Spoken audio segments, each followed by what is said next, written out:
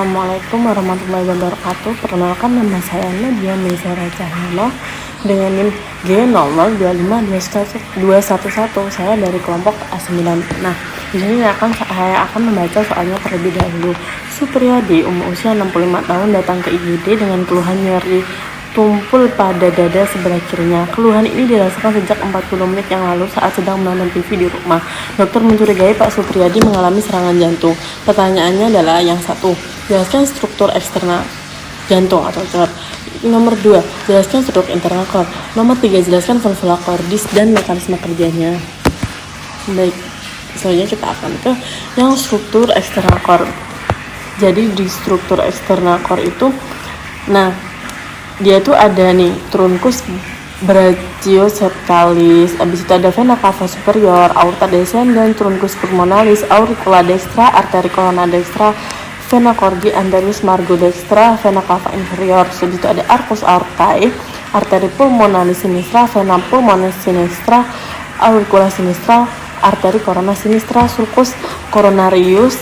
Dia tuh untuk memisahkan atrium dan ventricle. Terus abis itu ada interverticulas anterior, subit margo sinister, apex cordis atau puncak jantung.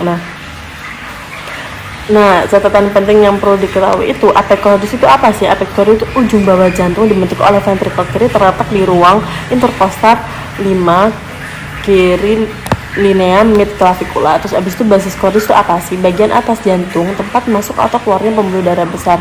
Terus ada fascias sternocostalis anterior, yaitu fascias diafragmatica inferior dan fascias pulmonalis dextra et sinistra, sisi kanan dan kiri. Abis itu ada sulcus coronarius, yaitu memisahkan atrium atas dan ventricle bawah. Terus abis itu ada sulcus interventricularis anterior dan posterior, yaitu memisahkan ventricle kanan dan kiri. Nah, ada pembuluh darah besar yang tampak dari luar, yaitu aorta descendens, aortus aortae, truncus pulmonalis, arteri pulmonalis kanan dan kiri, vena cava superior dan inferior, vena pulmonalis masuk ke kiri atrium, arteri coronaria dextra dan sinistra mensuplai untuk jantung. Nah, itu tadi struktur eksternal cor. Selanjutnya kita menjawab pertanyaan yang B, yaitu struktur internal cor atau bagian dalam jantung. Bagian dalam jantung ada vena cava superior, vena pulmonalis dextra, vena pulmonalis dextra, aorta, arteri pulmonalis, vena pulmonalis sinistra, septum intratriale, septum interatriale. Terus abis itu ada katup mitral, katup tricuspid. Nah, katup mitral itu atau bisa disebut valva atrioventricularis sinistra. Katup tricuspid itu disebut valva atrioventricularis dextra. Septum inventriculae, katup aorta atau valva seminolaris, terus katup pulmonal atau valva seminolaris, ada vena cava inferior, ada musculus papillaris, ada chorioteninae. Nah, yaitu dibagi ada atrium kanan, atrium kiri, ventricle kanan dan ventricle kiri. Nah, ini ada komponen pentingnya. Septum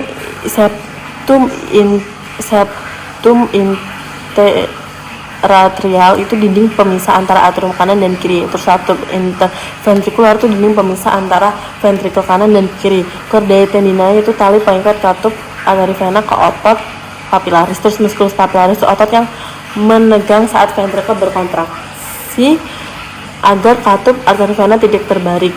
Terus abis itu ada trabecula carneae, itu tonjolan otot di dinding ventricle. Nah, ada juga alur darah di dalam jantung. Nah, jadi dari tubuh darah miskin O2, terus abis itu vena cava superior atau inferior, abis itu dia masuk ke atrium kanan, terus katup tricuspid, terus ventricle kanan, terus abis itu dia ke arteri pulmonalis, terus abis itu ke paru-paru. Terus ada juga yang dari vena cava superior atau inferior, dia langsung ke atrium kanan, terus abis itu katup tricuspid, terus abis itu katup pulmonan dan arteri pulmonalis, terus abis itu dia ke paru-paru. Nah, dari paru-paru nih berarti darah yang kayak O2 dari vena pulmonalis, atrium kiri, katup mitral, ventricle kiri, terus habis dia ke aorta, terus habis itu ke seluruh tubuh.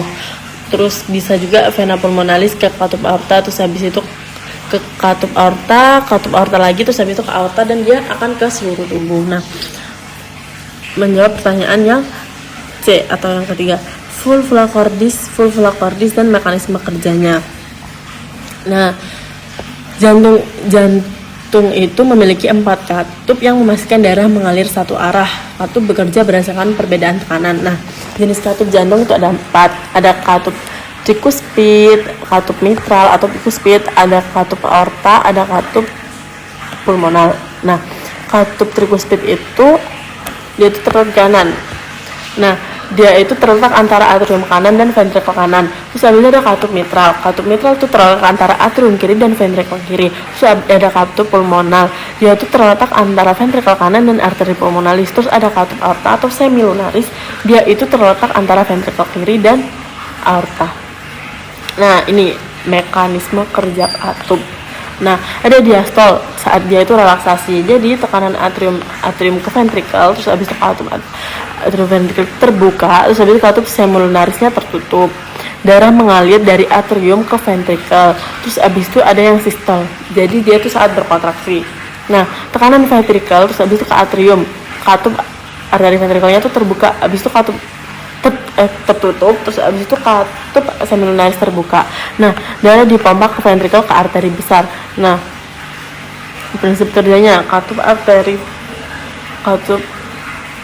ventrikel atau trikuspid dan mitral mencegah darah kembali ke atrium saat sistol. Katup semilunaris pulmonal atau aorta mencegah darah kembali ke ventrikel saat diastol. Nah, ada yang pentingnya itu jantung bekerja seperti pompa ganda yang memastikan darah miskin oksigen dikirim ke paru-paru untuk mengambil oksigen. Lalu darah kaya oksigen dipompa ke seluruh tubuh dengan aliran satu arah dan berkat mekanisme katupnya. Nah, mungkin ini dari aku penjelasan tentang struktur jantung. Mohon maaf apabila ada salah kata. Wassalamualaikum warahmatullahi wabarakatuh. Terima kasih.